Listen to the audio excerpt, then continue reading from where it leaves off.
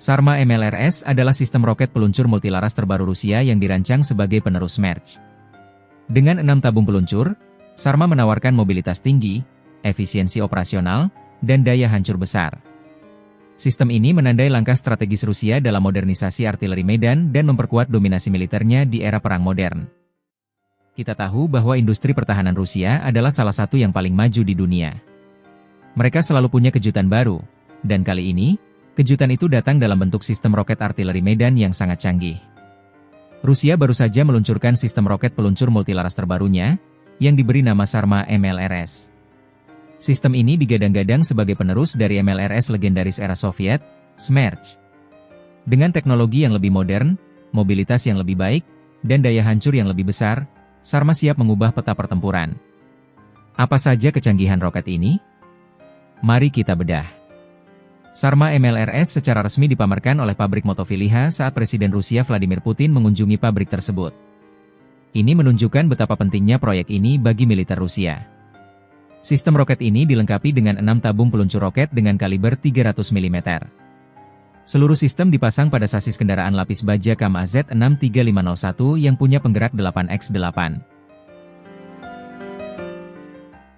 Dibandingkan dengan pendahulunya, Smerch, Sarma mengadopsi kendaraan yang lebih modern. Sasis KAM-AZ 63501 membuat Sarma lebih bertenaga, lebih efisien, dan punya mobilitas yang lebih baik di berbagai medan, baik itu jalan raya maupun off-road. Apa yang membuat Sarma begitu mematikan? Jangkauan dan akurasi. Roket berpemandu yang diluncurkan oleh Sarma bisa menjangkau jarak antara 20 km hingga 90 km. Yang paling penting, roket ini punya tingkat akurasi yang sangat tinggi, memungkinkan serangan presisi terhadap target musuh. Kecepatan serangan, Sarma dapat meluncurkan salvo penuh atau ke-6 roketnya dalam waktu kurang dari 19 detik. Bayangkan, kurang dari 20 detik, seluruh area seluas beberapa hektar bisa dihujani roket. Ini adalah kemampuan yang sangat vital di medan perang, di mana setiap detik sangat berharga. Meskipun Sarma hanya membawa 6 roket dibandingkan dengan Tornado S yang membawa 12 roket, keputusan ini punya alasan strategis. Dengan mengurangi jumlah amunisi, Sarma menjadi lebih ringan dan gesit. Ini memungkinkan manuver yang lebih cepat dan penyebaran ulang yang lebih efisien setelah menembak, sehingga sulit bagi musuh untuk melacak dan membalas serangan. Sarma tidak bekerja sendirian. Industri pertahanan Rusia, NPO Splav, sebelumnya juga telah meluncurkan sistem roket canggih lainnya, yaitu Tornado S 9K515 MLRS. Tornado S mampu membawa hingga 12 roket berpemandu berkaliber 300 mm, dengan jangkauan tembak yang lebih jauh, yaitu hingga 120 km. Kehadiran Tornado S dan Sarma menunjukkan dua pendekatan yang berbeda namun saling melengkapi dalam strategi artileri Rusia. Tornado S, MLRS yang fokus pada daya tembak masif dan jangkauan maksimum. Cocok untuk menghancurkan area luas atau target yang sangat jauh. Sarma, MLRS yang fokus pada mobilitas, kecepatan, dan kemampuan untuk beroperasi di medan yang lebih bervariasi. Sangat efektif untuk taktik, tembak dan lari, shoot and scoot. Peluncuran Sarma MLRS ini bukan hanya sekadar pameran teknologi. Ini adalah langkah strategis Rusia untuk memperkuat kemampuan militer mereka. Modernisasi artileri. Sarma adalah bagian dari program modernisasi militer Rusia. Mereka terus mengganti sistem era Soviet dengan peralatan yang lebih canggih, efisien, dan mematikan. Keunggulan di medan perang. Dengan MLRS canggih seperti Sarma, Rusia dapat memberikan dukungan artileri yang lebih cepat dan presisi kepada pasukan darat mereka. Ini akan memberikan mereka keunggulan signifikan di medan perang manapun. Dampak ekspor. Sistem seperti Sarma juga berpotensi menjadi produk ekspor yang menguntungkan bagi Rusia, menarik minat negara-negara yang ingin memperkuat pertahanan mereka dengan teknologi canggih. Jadi, teman-teman, itulah kecanggihan dari Sarma MLRS, raja roket baru dari Rusia. Dengan kombinasi mobilitas, kecepatan, dan akurasi, Sarma menunjukkan bahwa Rusia serius dalam mempertahankan posisinya sebagai kekuatan militer global. Bagaimana menurut kalian? Apakah Sarma MLRS akan menjadi game changer di medan perang? Tulis pendapat kalian di kolom komentar di bawah. Jika kalian suka dengan konten yang membahas teknologi militer seperti ini, jangan lupa like video ini, subscribe channel kita, dan nyalakan notifikasi supaya tidak ketinggalan video-video menarik lainnya.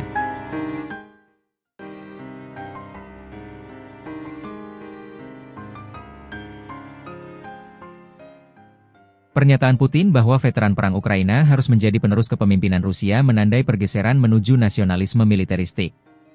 Dengan jutaan warga terlibat dalam konflik dan partai Rusia bersatu mendominasi politik, para veteran diposisikan sebagai simbol loyalitas dan kekuatan masa depan.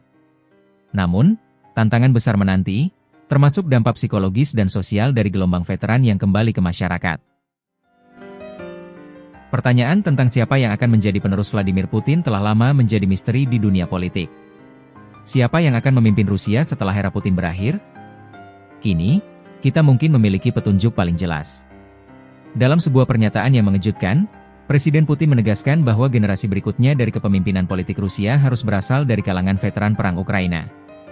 Ini bukan sekadar ucapan biasa.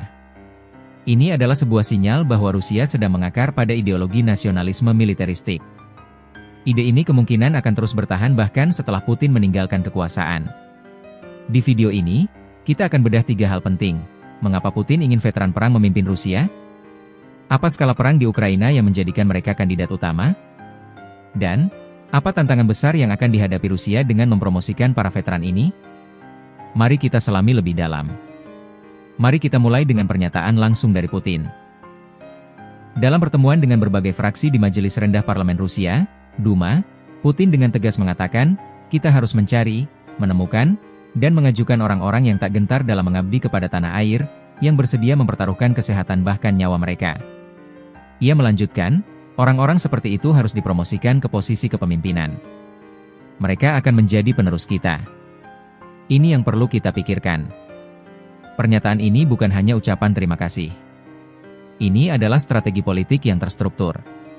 Dalam sistem politik Rusia yang saat ini hampir tanpa ruang bagi oposisi, Partai Rusia Bersatu, United Rusia, yang berafiliasi dengan Putin memegang kendali penuh. Seruan Putin ini memberikan arahan jelas kepada para loyalisnya, sumber legitimasi politik masa depan adalah perang.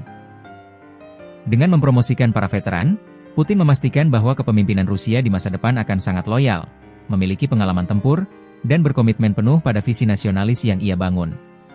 Untuk memahami mengapa veteran perang menjadi basis kekuatan politik yang penting, kita harus melihat skala konflik yang sebenarnya. Sejak Rusia melancarkan invasi skala penuh ke Ukraina pada Februari 2022, ratusan ribu warga telah direkrut, bahkan narapidana dibebaskan lebih awal untuk dikirim ke garis depan. Meskipun pemerintah Rusia tidak rutin mengumumkan angka korban militer, laporan media independen Rusia, Media Zona, bersama BBC memperkirakan sedikitnya 130.150 tentara Rusia telah tewas sejauh ini. Angka-angka ini sangat mengerikan. Namun, itu hanya sebagian kecil dari cerita. Mark Galeotti, seorang pakar Rusia, mengatakan bahwa lebih dari 1,5 juta pria dan wanita Rusia sudah terlibat dalam perang hingga awal tahun 2025. Ini adalah sebuah generasi yang telah ditempa oleh pertempuran, pengorbanan, dan trauma. Putin melihat generasi ini bukan hanya sebagai pahlawan, tetapi juga sebagai fondasi yang kuat untuk membangun kekuatan politik di masa depan. Namun, rencana Putin tidak datang tanpa tantangan besar. Mark Galeotti juga memperingatkan bahwa, saat semakin banyak dari mereka didemobilisasi dan pulang, Rusia akan menghadapi gelombang veteran yang membawa dampak psikologis perang. Para veteran yang kembali sering mengalami trauma mendalam, yang memunculkan tantangan sosial baru bagi pemerintah Rusia. Ada kekhawatiran tentang potensi meningkatnya kasus kejahatan kekerasan dan ketidakstabilan sosial. Pemerintah kini menghadapi tugas berat untuk melakukan reintegrasi para veteran ke masyarakat. Dengan mempromosikan mereka ke posisi kepemimpinan, Putin mungkin berharap dapat memberikan mereka status, tujuan, dan jalan untuk menyalurkan energi mereka secara positif, sekaligus mengelola risiko sosial yang ada. Ini adalah sebuah strategi yang ambisius, mengubah potensi masalah sosial menjadi aset politik. Jadi, apa yang bisa kita simpulkan dari pernyataan Putin ini? Masa depan militeristik. Putin secara efektif mengikat masa depan politik Rusia dengan pengalaman militer, memastikan bahwa kepemimpinan di masa depan akan berakar pada konflik, loyalitas dan kontrol. Dengan mempromosikan veteran, Putin membangun sebuah basis kekuatan yang sangat loyal, yang berhutang budi kepadanya dan pada sistem yang ia bangun. Mengelola tantangan, ini adalah cara bagi Putin untuk mengatasi tantangan sosial yang muncul dari gelombang veteran yang pulang. Rencana Putin ini menunjukkan bahwa ia sedang membangun sebuah warisan yang melampaui masa jabatannya. Ia sedang membentuk sebuah sistem politik di mana keberanian dan pengorbanan di medan perang menjadi kualifikasi tertinggi untuk memimpin. Ini adalah perubahan yang sangat signifikan yang mungkin akan membentuk wajah politik Rusia selama beberapa dekade mendatang. Bagaimana pendapat kalian tentang strategi Putin ini? Apakah ini akan membawa stabilitas bagi Rusia, atau justru menciptakan lebih banyak masalah di masa depan? Bagikan pandangan kalian di kolom komentar di bawah. Dan jangan lupa, like video ini jika kalian merasa informasinya bermanfaat, subscribe ke channel kami, dan aktifkan lonceng notifikasi agar tidak ketinggalan video terbaru. Sampai jumpa!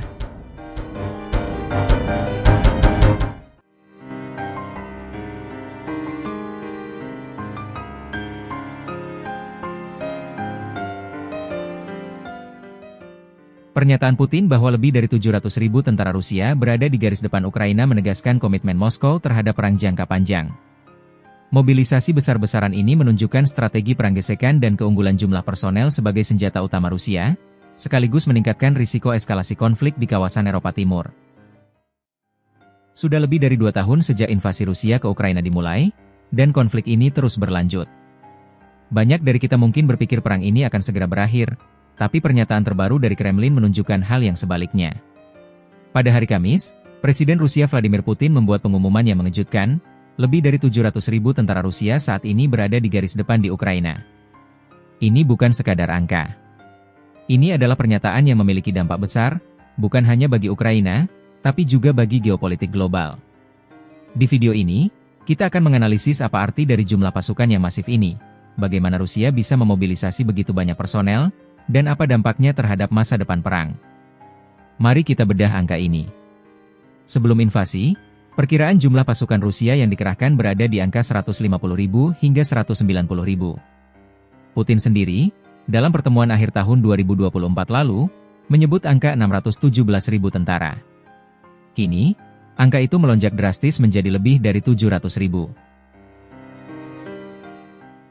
Ini menunjukkan skala mobilisasi militer besar-besaran yang dilakukan oleh Moskow. Pertanyaannya, dari mana semua tentara ini berasal? Moskow telah menggunakan berbagai cara untuk meningkatkan jumlah personelnya. Wajib militer. Pengerahan wajib militer terus dilakukan untuk mengisi jajaran pasukan. Pasukan cadangan, ribuan pasukan cadangan dipanggil kembali untuk bertugas. Relawan, Rusia secara aktif merekrut relawan dari berbagai wilayah, termasuk di wilayah-wilayah yang jauh dari pusat Moskow. Angka 700.000 ini menegaskan dua hal. Komitmen tak tergoyahkan, Rusia tidak menunjukkan tanda-tanda akan mundur dari perang ini, meskipun menghadapi sanksi ekonomi dan tekanan internasional yang berat. Fokus pada keunggulan jumlah, Moskow jelas mengandalkan keunggulan jumlah personel untuk mempertahankan kendali atas wilayah-wilayah yang telah mereka rebut di timur dan selatan Ukraina. Meskipun Ukraina terus menerima dukungan militer dan finansial yang signifikan dari Barat, seperti tank, artileri, dan rudal, perbedaan jumlah personel tetap menjadi tantangan besar.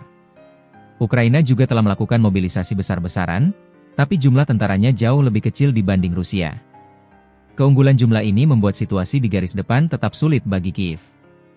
Rusia dapat menggunakan pasukannya yang melimpah untuk melakukan serangan frontal, mempertahankan wilayah yang sudah dikuasai, dan menekan pertahanan Ukraina di berbagai titik. Meskipun Ukraina berhasil melakukan serangan balasan di beberapa sektor, mereka menghadapi tembok yang tebal. Pernyataan Putin ini bukan hanya untuk konsumsi domestik, tapi juga untuk mengirimkan pesan ke dunia, terutama ke Barat, bahwa kekuatan militer Rusia masih sangat besar dan mampu bertahan dalam perang gesekan yang berkepanjangan. Perang gesekan yang berlarut-larut, jumlah pasukan yang besar ini memungkinkan Rusia untuk mempertahankan intensitas pertempuran dalam jangka waktu yang sangat lama. Ini menjadikan perang ini sebagai perang gesekan yang menguras sumber daya dan nyawa. Meningkatnya risiko eskalasi. Dengan jumlah pasukan sebanyak ini, risiko eskalasi konflik juga meningkat.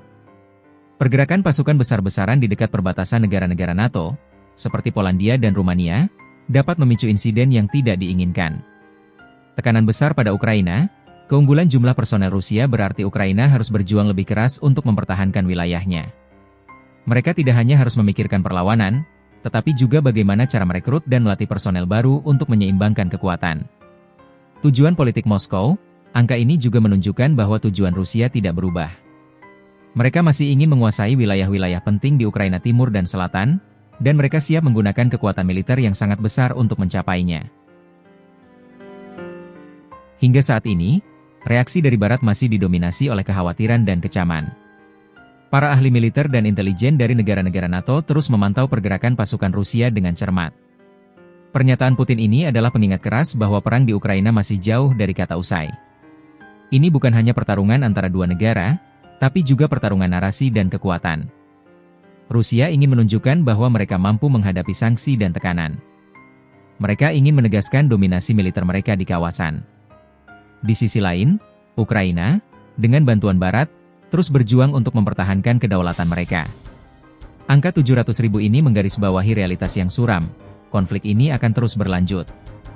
Ini akan menguji ketahanan, bukan hanya militer, tapi juga ekonomi dan sosial dari kedua belah pihak. Apa pendapat kalian tentang pernyataan Putin ini? Apakah ini akan mengubah jalannya perang di Ukraina? Bagikan pemikiran kalian di kolom komentar di bawah. Dan jangan lupa, like video ini jika kalian merasa informasinya bermanfaat, subscribe ke channel kami untuk analisis mendalam lainnya, dan tekan lonceng notifikasi agar tidak ketinggalan video terbaru. Sampai jumpa di video berikutnya. Itu tadi 3 berita terpopuler di channel YouTube Pojok Negeri Media. Jangan lupa share, komen dan subscribe channel kami. Sampai jumpa di top 3 selanjutnya.